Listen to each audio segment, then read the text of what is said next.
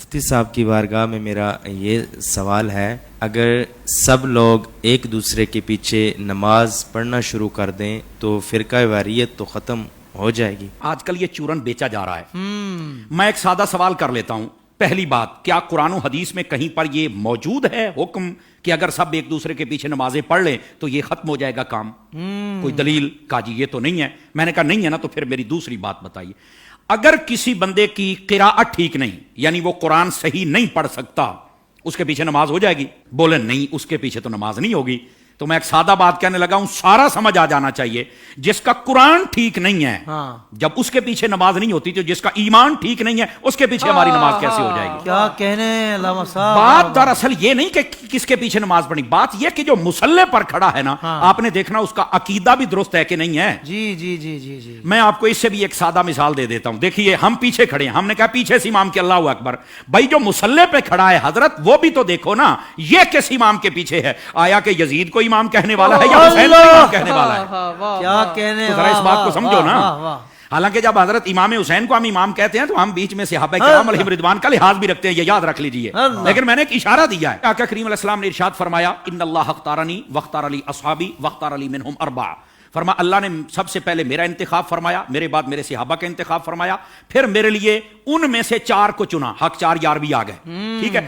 پھر اس کے بعد فرمایا، اس کے مختلف پہلو آگے ہیں، مختلف الالفاظ والطرق والسند، یہ روایت ہے، لیکن ایک روایت یہ بھی ہے، فرمایا ان قریب ایک قوم آئے گی، ینتقصونہم ویسبون اصحابی، جو میرے صحابہ کرام میں سے نقص نکالے گی، عیب نکالے گی اور گالیاں دے گی۔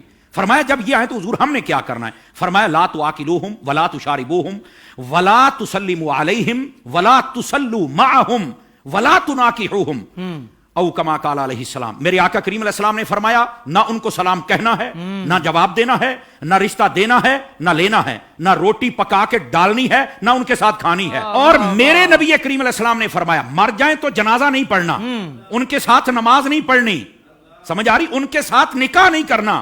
تو میں نے کہا یہ ہمیں چورن مت بیچو، ہم نے حضور کی حدیث پڑھی ہوئی ہے۔ واہ واہ واہ۔ اگر کوئی چاہتا ہے کہ ہمارے سامنے کھڑا ہو کر ہمارا امام بنے، امام بننے سے پہلے بندہ بن کے مجھے یہ بھی بتائے تیرا نبی کے بارے میں کیا عقیدہ ہے، تیرا صحابہ کے بارے میں کیا عقیدہ ہے، تیرا افضلیت صدیق اکبر بکار بارے میں کیا عقیدہ ہے، تو کل صحابہ کو جنتی مانتا ہے یا نہیں مانتا، تو نبی پاک کی اہل بیت کے بارے میں کیا کہتا ہے، یہ سارے عقیدے مجھے بتا دے، میں تیرے پیچھے کھڑا ہو کے نماز پڑھ لوں گا۔ کیا کہنے، کیا کہنے۔ ویسے یہ جو نمازوں کا شوق ہے نا، میں صرف اتنی بات بتا دوں بھائی جان، یہ ترمذی شریف میں روایت موجود ہے، ایسی روایات جب آتی ہیں تو پھر بیٹھ جاتے ہیں کیڑے مکوڑے، یتیم العلم یزید الفکر، وہ بیٹھ کے کہتے ہیں کہ نہیں یہ یوں نہیں، یہ یوں نہیں، یہ ٹھیک نہیں۔ میں نے کہا حضرت جب آپ کی اصل ہی ٹھیک نہیں تو آپ کو یہ بات کیسے سمجھ آئے گی؟ نبی پاک علیہ السلام تشریف فرما ہے، ایک شخص آ گیا، اس نے کہا حضور فلاں شخص فوت ہو گیا، جنازہ پڑھانا۔ فرمایا ہم نے نہیں پڑھانا اس کا، حالانکہ مشکاہ شریف پڑھ لو، حضور نے فرمایا جب کوئی فوت ہو جائے مجھے بتا کرو، جنازے میں پڑھاؤں گا۔ جی آپ اس بات کا اظہار فرمایا کرتے تھے کہ جنازہ میں نے پڑھانا، میں نے مفہوماً و مختصراً بات سنائی ہے، اس کا جنازہ کیوں نہیں پڑھا؟ جب سوال پوچھا گیا تو آقا کریم علیہ السلام نے فرمایا، انہ کان یبغض عثمان ابن عفان، یہ میرے عثمان سے بغض رکھتا ہے۔ جب حضرت عثمان کے بغضی کا جنازہ نہیں پڑھنا تو بتاؤ پھر ابو بکر کے بغضی کا جنازہ ہم کیسے پڑھ لیں؟ بتائیے کیسے ہم ان کے پیچھے نمازیں پڑھ لیں اور ان کے آگے کھڑے ہو کر ان کے جنازے پڑھائیں اور ان کے ساتھ ہم پیار کی پینگیں چڑھائیں اور ہم ان کو جفیاں ڈالیں؟ بھائی ان سب کو سمجھنا چاہیے، یہ ڈائریکشن ہے سیدھی سیدھی سڑک، یہ شفاعت نگر کی ہے، اس سڑک پر آ جائیں جس کا نام راستہ اہل سنت ہے، ہم تمہارے پیچھے کھڑے ہو کر نمازیں پڑھنے کے لیے تیار ہیں۔ تو جب عقیدہ ہی واضح نہیں ہے تو آڈی پنجابی کہندے نے ویکھ کے زہر تو کوئی نہیں پیندا۔ حضور شاہ صاحب ہماری پنجابی ویکھ کے زہر تو کوئی نہیں پیندا، تو پھر ہم تو نہیں پی سکتے۔ ویسے اگر کسی کو زیادہ شوق ہو نا، بس نہیں وہ قرآن پڑھتے ہیں تو چھوڑو جی چھوڑو، داڑھی بھی ہے تو چھوڑو جی چھوڑو، مصلی پہ ہے، تو میں نے کہا آبا صاحب اللہ کی تفسیر اٹھا کے دیکھ لے، یہ تیرا شوق بھی پورا ہو جائے گا۔ حضرت حافظ صاحب ہوا یہ کہ حضرت فاروق اعظم کا زمانہ اقدس سے ایک قریب محلے میں امام آ گیا، اس کو نماز کے لیے ہر نماز کے اندر جب وہ قرات کرتا ہے تو آبا صاحب تولا پڑھتا ہے۔ لوگوں نے کہا بھی اور قرآن نہیں آتا؟ کہتا آتا ہے۔ تو یہ کیوں پڑھتا ہے؟ کہتا مزہ آتا ہے۔ اچھا، انہوں نے کہا ذرا حضرت فاروق اعظم کی خدمت میں لے کے چلے۔ حضرت فاروق اعظم کو بتا، آپ نے طلب فرما لیا، واقعہ لمبا ہے، آپ نے طلب فرما لیا۔ آپ نے جب طلب فرمایا تو آپ نے کہا کیوں پڑھتا ہے؟ کہتا ہے مجھے نا اصل میں مزہ آتا ہے، اس لیے کہ اس میں معاذ اللہ اس کی سوچ دیکھو، پڑھ سب کچھ رہ گئے لیکن سوچ دیکھو اس کی۔ اس نے کہا جی بات یہ ہے کہ اللہ نے اپنے حبیب کو یہاں جھڑکی پلائی ہے تو مجھے بڑا مزہ آتا ہے اس استغفر اللہ استغفر اللہ. یہ خارجیانہ سوچ تھی. سمجھ آ رہی ہے میری بات کی؟ یہ توہین کی سوچ تھی.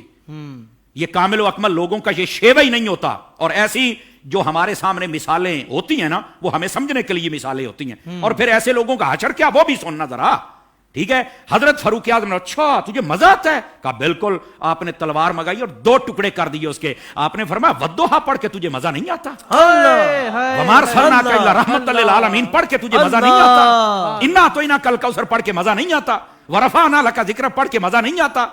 یعنی جو قرآن پڑھ کے دل میں توہین مصطفیٰ کی رکھے جب اس کے پیچھے نہیں ہوتی تو جو سرعام میلاد پر کفر کے فتوے لگائے ان کے پیچھے کیسے ہو جائے گی؟